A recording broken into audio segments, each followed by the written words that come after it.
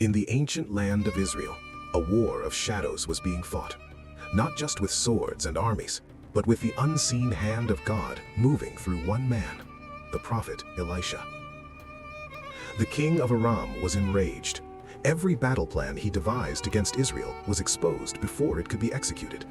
His generals suspected a traitor among them, but the truth was far more extraordinary. It was the prophet Elisha.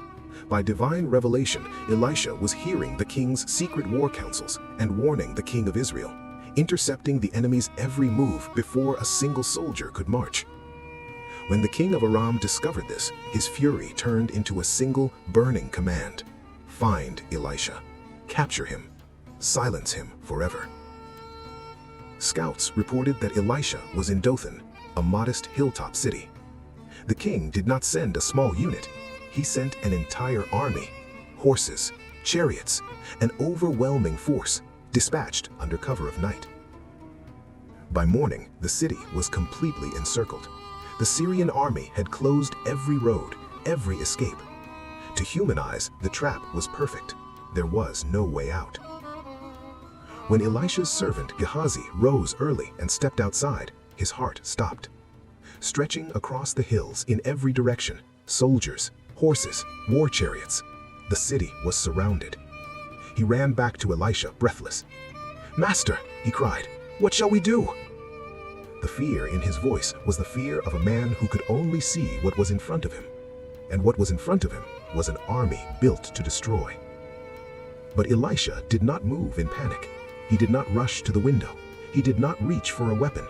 He simply looked at his servant with the steady confidence of a man who was seeing something else entirely.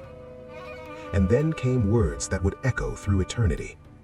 "Do not fear, for those who are with us are more than those who are with them." Gehazi looked around. He counted the Syrian soldiers on the hills. He looked back at the prophet. Just two men in a modest dwelling with no weapons and no army.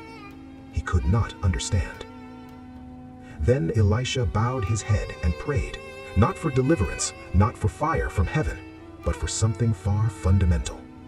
"Lord, I pray, open his eyes that he may see." And the Lord opened the young man's eyes.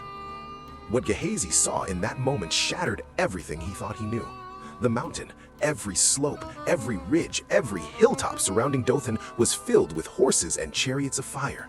A heavenly army, vast and blazing, arrayed in perfect formation around the prophet. The Syrian soldiers were not surrounding Elisha.